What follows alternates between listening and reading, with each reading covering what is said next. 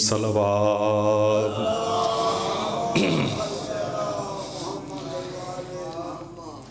تمام حمد ہے اس خالق ازل حکیم مطلق کے لیے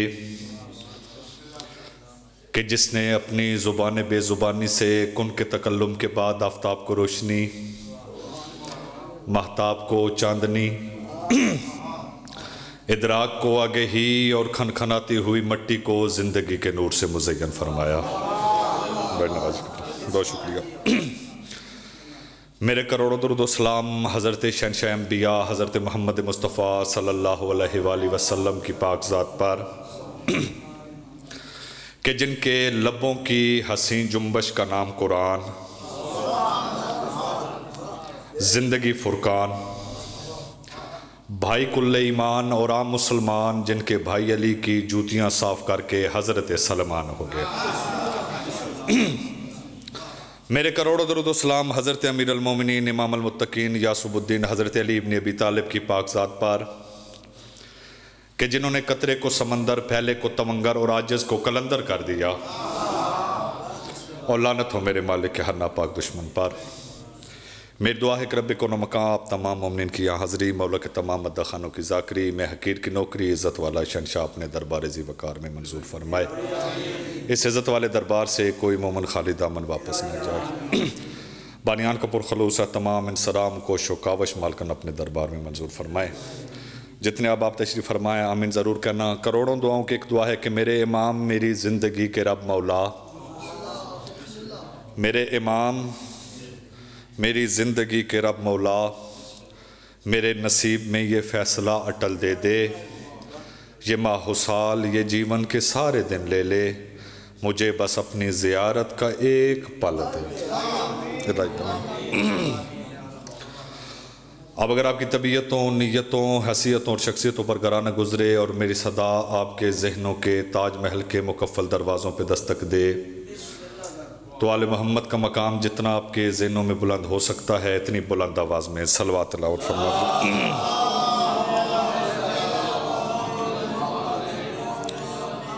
کیونکہ جب سے ملی درود کی بے ساکھیاں مجھے،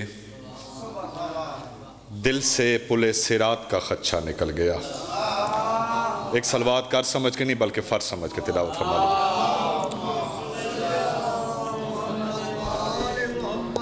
مجھ سے کروڑوں گنا بہتر پڑھنے والے مجھ سے پہلے پڑھ گئے، مجھ سے کروڑوں گنا بہتر پڑھنے والے میرے بعد ممبر پر تشریف فرما ہیں، اور اساتذہ کی حیثیت ہے قبلہ ناطق جعفری صاحب، نکیش بھائی سرکار، سارے میرے لیے قابل احترام، قابل محترم۔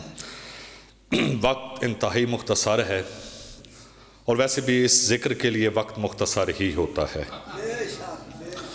دلیل یہ ہے کہ جناب آدم کی پہلی سانس سے لے کر محشر کے میدان میں بشریت کی آخری ہچکی تک بھی اگر وقت مہیا ہو تو بندہ جناب ابو طالب کے بیٹوں کے پاؤں کے نیچے آئی ہوئی خاک کے ذروں کے فضائل بھی نہیں پڑھ سکتا۔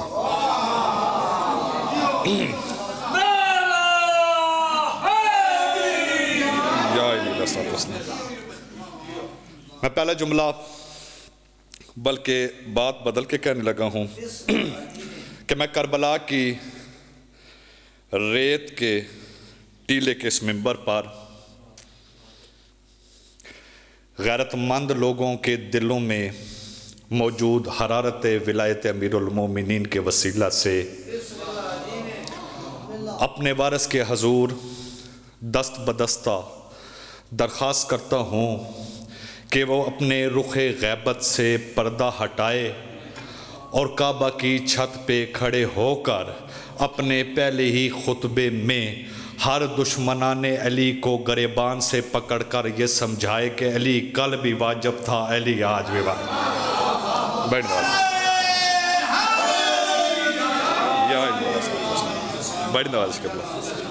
بڑی نوازش بغیر وقت ضائع کیجیے۔ اللہ کی اس کائنات میں 18,000 عالمین میں جس کے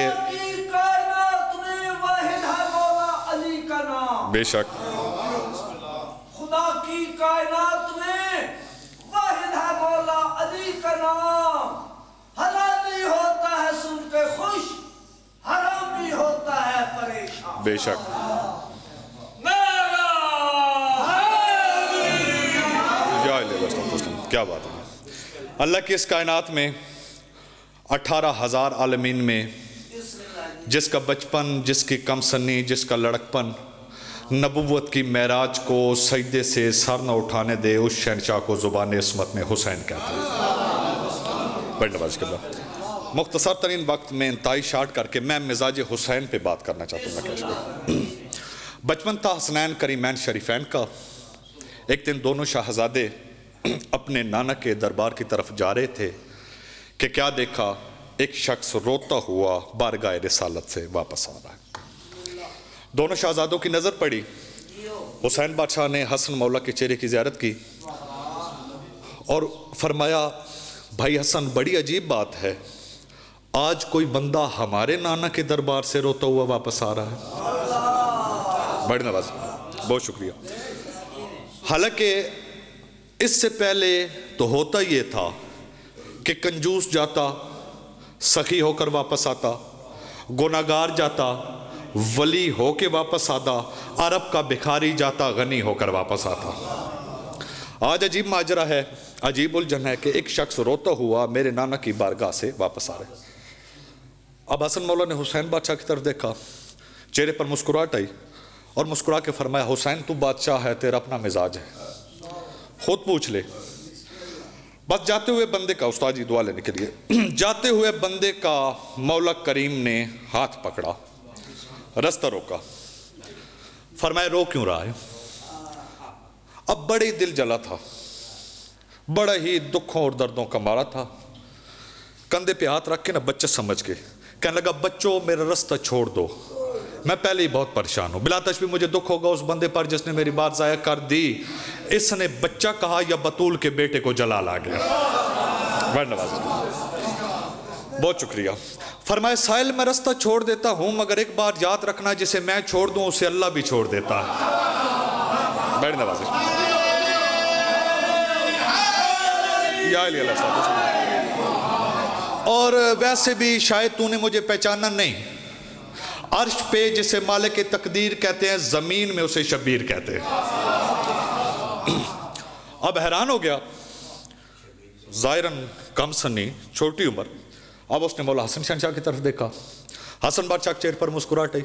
مسکرا کے فرمایا، میں بات آسان کرتا ہوں، تو یوں سمجھ لے کہ ہمارے آنگن میں جو سستا ترین کھلونا ہے نا، جس سے ہماری کنیزوں کے بچے کھیلتے ہیں، ان کا نام ہم نے مقدر رکھا ہوا ہے.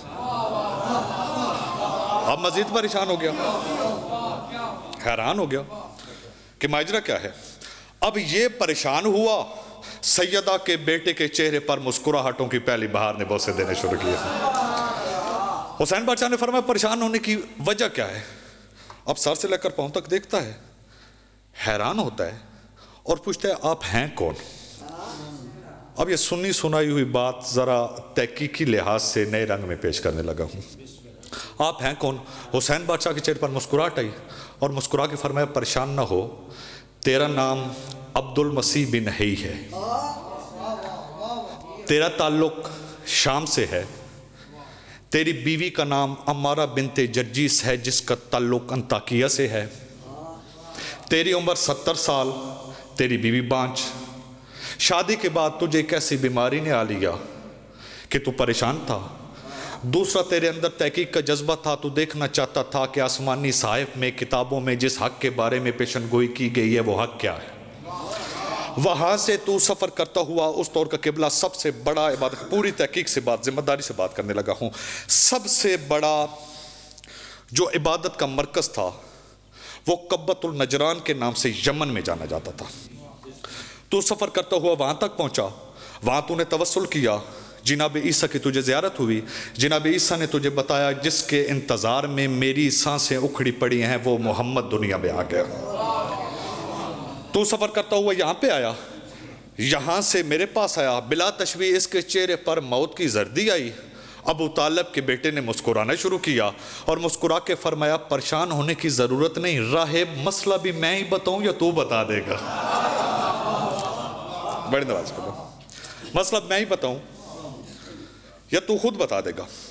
اب پریشان ہو گیا، حیران ہو گیا, قدموں پہ ہاتھ لگائے اور ہاتھ لگا کہنے لگا مولا میں نے پہچانا نہیں. حسین کے چہرے پر مسکرا کے فرمایا پریشان ہونے کی ضرورت نہیں, انبیاء بھی نہیں جانتے کہ حسینیت کی سرحد کہاں تک ہے, تجھے پریشان ہونے کی ضرورت نہیں. اچھا گیا کس طرح تھا؟ اچھا یہاں پہ نکیش پہ ایک علمی بات بھی کہنا چاہتا ہوں. عربی لغت میں تحقیق کر لیجئے گا, راہب کو 3 وجہ سے راہب کہا جاتا ہے. ایک جو میدان جنگ کا شجاع ہو اسے راہب کہا جاتا ہے. ایک وہ جو کسی بیماری کا شکار ہو جائے اور اس کے وجود پہ کپ کپی یا رش آ جائے اسے راہب کہا جاتا ہے. تیسری وجہ جو اپنے دور کا سب سے بڑا عالم ہو اسے راہب کہا جاتا ہے. اور اس میں یہ تینوں کوالٹیز تھیں. ٹھیک ہے. اچھا یہاں پہ ایک اور سوال بھی پیدا ہوتا ہے, اس کا بھی جواب دیتا چلوں. عام طور پر بس 2 منٹ صرف قبلہ میں ممبر حوالے کرنے لگوں. عام طور پر آج کی معذرت کے ساتھ اس مقصریت کی فضا میں نا لوگ سوال کرتے ہیں کہ رسول نے دیا نہیں, حسین نے اس کی جھولی بھر دی. اب کوئی حسین رسول سے بڑا ہے؟ ایسے لوگوں کو جواب دینے کے لیے ایک مثال کے ذریعے, ایک ہوتا ہے عدل, ایک ہوتا ہے فضل. اگر فضل آپ کو سمجھ آ گیا تو عدل خود بخود سمجھ آ جائے گا. آپ نے استاد جی اکثر دیکھا ہوگا کہ نااہل لوگوں کی کوٹھیوں پہ لکھا ہوتا ہے ھذا من فضل ربی, کہ مجھ پر میرے اللہ کا فضل ہے. یعنی ان کے کہنے کا مقصد یہ ہوتا ہے کہ اگر اللہ کا فضل نہ ہوتا تو ہم فٹ پاتھ پہ ہوتے. رسول مالک ہے عدل کا, حسین مالک ہے فضل کا. جیسے ہی حسین نے راہب کو روتا ہوا دیکھا دل میں خیال کیا اگر میں نے اس کی حاجت پوری نہ کی مجھے وقت کا محمد کون کہے گا. بڑی نوازش کی, بہت شکریہ. اچھا راہب تو میرے نانا کے دربار میں گیا کیسے تھا؟ مولا اکیلا گیا تھا. کیوں؟ مولا اجنبی ہوں, پردیسی ہوں, میرا جاننے والا کوئی نہیں. مولا اللہ کی اس کائنات میں میرا کوئی نہیں, اللہ کی اس کائنات میں میرا کوئی نہیں, اللہ کی اس کائنات میں میرا کوئی نہیں. جب تیسری مرتبہ اس نے کہا کہ اللہ کی اس کائنات میں میرا کوئی نہیں, حسین کے کبریائی تیور بدلے اور مسکرا کے فرمایا پریشان ہونے کی ضرورت نہیں, اللہ کی اس کائنات میں جس کا کوئی نہ ہو اس کا حسین ہوتا ہے.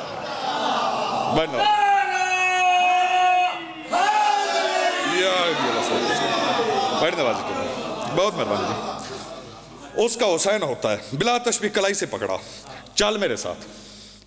آگے آگے مولا حسن, سارا واقعہ چھوڑ دیا. پیچھے مولا حسین نے راہب کا ہاتھ پکڑا, نانا کی بارگاہ میں چلے. اب جیسے ہی علی کے کم سن بیٹوں کا پہلا قدم عصمت نانا کے دربار میں آ گیا, رسالت کی جوانی نے ولایت کے بچپن کی تعظیم میں خود کو تخت سے اٹھا دیا. بس ادھر رسول کا اٹھنا تھا یا بڑے بڑے علی کے بیٹوں کے احترام میں کھڑے ہو گئے. حسن مولا کو شہنشاہ انبیاء نے جگہ دی, مسند پر تشریف فرما ہوئے. مولا حسین سامنے کھڑے ہو گئے. شہنشاہ انبیاء کی نظر پڑی, فرمایا حسین میرے پاس آ. نہیں نانا میں نے نہیں آنا. کیوں حسین؟ تو جانتا ہے میں جتنا احترام بطول کا کرتا ہوں اتنا تیرا کرتا ہوں. تو میرا خون ہے, تو میرا گوشت ہے, تو میرے دل کی دھڑکن ہے. حسین تو مجھ سے ہے, میں تجھ سے ہوں. آ میرے پاس بیٹھ. بلا تشبیہ حسین بادشاہ کے تیور بدلے اور فرمایا نانا آج خون بن کے نہیں آیا, اس نے کہا ہے کہ اللہ کی اس کائنات میں میرا کوئی نہیں, اس بندے کا مشکل کشا بن کے آیا ہو. یا علی اس بندے کا مشکل کشا بن کے آیا ہوں. اچھا حسین, نانا یہ آپ کے دربار سے روتا ہوا واپس کیوں گیا؟ حسین میں نے لوح محفوظ پہ دیکھا, میں مشیت پروردگار ہوں, میں وہی بولتا ہوں جو وہ بولتا ہے. میں نے دیکھا اس کی اولاد کوئی نہیں. نانا زمانہ کیا کہے گا؟ حسین تیرا بھی اللہ وہی, میرا بھی اللہ وہی, خود بات کر دے. اچھا نانا یہ بات ہے تو میں نے اسے 1 دے دیا. بلا تشبیہ مسجد نبوی کی صفوں میں سناٹا آیا. رسول کے کبریائی تیور ظاہراً بدلے. یا حسین نے کہا نانا میں نے اسے 2 دے دیے. رسول نے حیرانگی سے دیکھا اور فرمایا حسین کر کیا رہا ہے؟ نانا میں نے اسے 3 دے دیے. حسین اللہ سے تو مشورہ کر دے. نانا اسے 4 دے دیے. اور حسین میری طرف دیکھ. حسین نے کہا نانا اسے 5 دے دیے. بلا تشبیہ 7 بیٹے دیے. یا راہب کا ہاتھ حسین کے قدموں پہ آیا. بلا تشبیہ جلال آیا بی بی کے لال کو اور فرمایا کم بخت دامن میں ہاتھ ڈال کے اتنا ظرف کم. آج اگر تو مجھے نہ روکتا تو قیامت والے دن آدم کی اولاد ایک طرف ہوتی, راہب تیرے بیٹے ایک طرف ہوتے. ہاتھ اونچے حیدری.